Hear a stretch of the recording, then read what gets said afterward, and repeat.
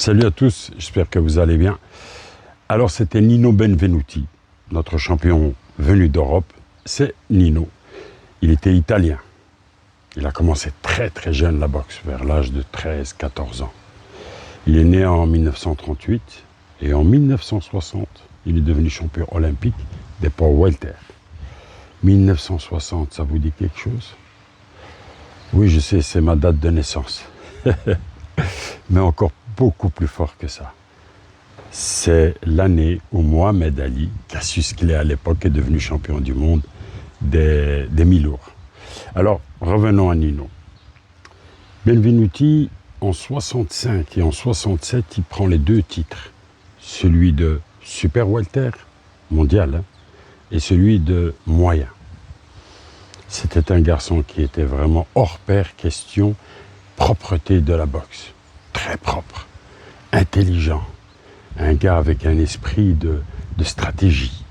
Vraiment un très grand champion.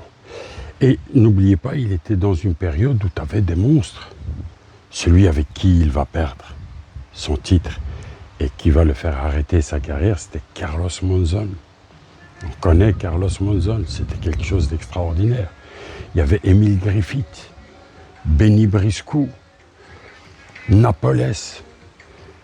En France, il y en avait aussi des boxeurs de trempe, de grande trempe. C'était Gracien Tonat, Jean-Claude Boutier.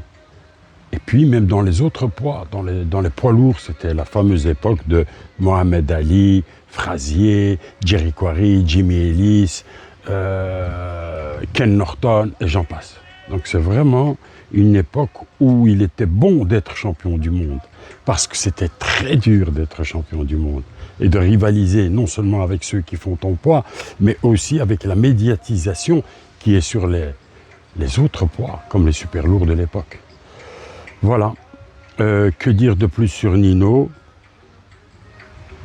Grand boxeur, il a fait la fierté de son pays, l'Italie, et il a terminé assez durement parce qu'il est tombé contre un os, Carlos Monzon.